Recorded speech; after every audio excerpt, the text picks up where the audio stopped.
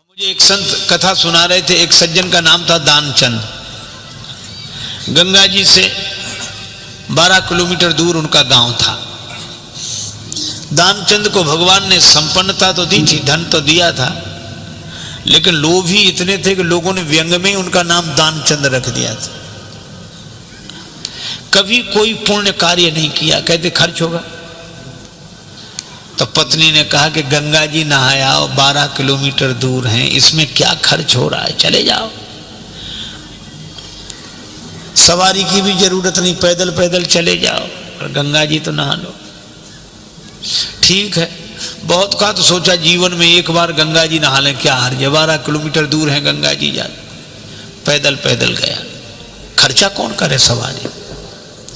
अब गंगा जी किनारे पहुंचकर सोचा घाट पर नहीं जाएंगे, वहां पंडा लोग रहते हैं, पंडा कहेंगे विधान दो।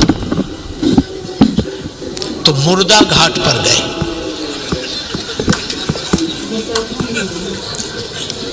अब मुर्दा घाट तो खाली रहता, कभी कभी दुनिया में अपने घर में कोई सीट खाली करता है तो मुर्दा घाट भरता है, बाकी तो खाली है। सोचा ये ठीक, न पंडा का झंझट, न दान का, न पुण्य का। गए तो कपड़े उतारे, इधर उधर देखा कोई नहीं है, सोचा डुबकी लगा ले। सो जैसे ही प्रवेश किया, डुबकी लगाई। अब कथा बड़ी सुंदर है। भगवान को हंसी लगी कि इतना लोभी आदमी नहीं देखा। तो भगवान ने सोचा कि चलो आज हम इसको छकाते। तो दानचंद ने देखा इधर उधर कोई नहीं था, पर गंगा जी में जैसे ही डुबकी लगा के और बाहर निकले, वैसे ही पंडा के रूप में भगवान उपस्थित। यजमान की जय हो।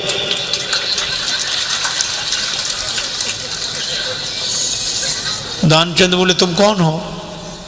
भगवान ने कहा कि हम पंडा हैं, संतोषी ब्राह्मण हैं, इसी घाट पे पड़े रहते हैं। दानचंद बोले मुर्दा घाट भी नहीं छोड़ा। पंडा जी बोले हम संतोषी ब्राह्मण हैं और घाट पर तो और पंडा लोग रहते हैं, हम तो यहीं पड़े रहते हैं, और हम हमारे लिए कोई ना कोई आप जैसा यजमान आ जाता है, एक वर्ष तक का खाने पीने का इंतजाम कर देता है। दानचंद बोले एक वर्ष इंतजाम हम एक दिन का भी नहीं कर सकते, एक समय का भी नहीं। पंडा जी बोले कोई जबरदस्ती थोड़ा ही है, आपकी जैसी श्रद्धा हो, कुछ ना कुछ तो देना पड़ेगा। दानचंद बोले हमने आज तक नहीं दिया। पंडा जी बोले आज तो देना पड़ेगा। तो अब सोचा क्या कर, बोले उधार दे रहे हैं। उधार, हाँ कितना, बस वो 1 धेला, उन दिनों चलता था 1 धेला, बस 1 पैसा। भगवान ने कहा चल दिया, तो संकल्प करा लिया 1 धेला उधार दे। 12 किलोमीटर गया, नहाया, फिर 12 किलोमीटर पैदल चलकर आया। शाम होने को आई, थका हुआ दानचंद बेचारा घर में भीतर सोने जा रहा था। तब तक दरवाजे पे आवाज आई, यजमान की जय हो। दानचंद का देखो कौन है। पत्नी बाहर गई, देख कर आई और बोली किसी पंडा से कुछ देने के लिए कहे आए थे। दानचंद जी ने कहा था, बोले आ गए, बाहर आई हैं। दानचंद बोले आ गया वो, हाँ। दानचंद बोले कि कह दो कि अभी दानचंद बीमार हैं, 2-4 दिन बाद आना। पत्नी ने कहा कि वो तबीयत खराब हो गई, वो बीमार ज्यादा हैं, आप 2-4 दिन बाद आना। पंडा जी बोले दान मिले चाहे ना मिले, पर हमारे संकल्प में वो हमारे यजमान बीमार हो, ऐसे संकट के समय यजमान को छोड़ना धर्म नहीं। हम भी यहीं रहेंगे जब तक वो स्वस्थ नहीं हो जाते, यही इंतजाम कर दे। आप तो सामग्री ला दो, हम तो बना लेंगे अपने हाथ से भोजन। पत्नी ने फिर जाके कहा, पर दानचंद भी अद्भुत आदमी, कहने लगा नहीं जा रहा ना, वो कह रहे यहीं रहेंगे जब तक बीमार रहोगे। दानचंद बोला तो कह दो मर गए वो।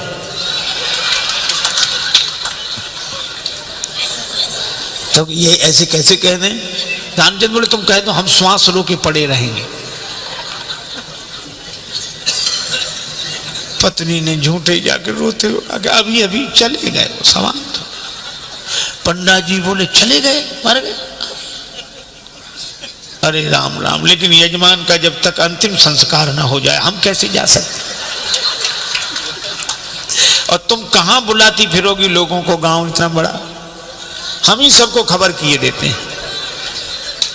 अब पत्नी बहुत कुछ, सुनो सुनो पंडा जी, तब तो अमित रूप प्रगटे ते ही काला, पूरे गांव में कह दिया कि दानचंद चले गए चले गए।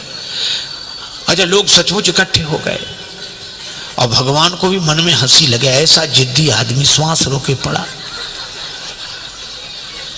लोगों ने उसे मुर्दा समझकर उठाया और उसकी पत्नी रोवे, और वो सही में रोवे, वो कहे ये मरे नहीं है। और गांव वाले कहते जाने वाला तो गया, ये तो तुम्हारा मोह है। वो कहे कि नहीं मरे, गए वो बेचारी रोती रही, कौन सुने। दानचंद को उठा लिया, बांध लिया, और वो भी बंध गया। भगवान ने कहा कि हद हो गई, ऐसा आदमी हमने नहीं देखा। भगवान को लगा कि सब हमसे हार जाते हैं, आज हम हार गए इससे। ले गए, चिता पर रख दिया, अग्नि लगने वाली थी। भगवान ने कहा ये मर जाएगा लेकिन देगा नहीं कुछ। तो भगवान ने कहा कि यजमान के कान में हम कुछ मंत्र बोलेंगे। हाँ ठीक है। सो भगवान ने कान में कहा, आया हूं बैकुंठ से तुम हित नाता जोड़।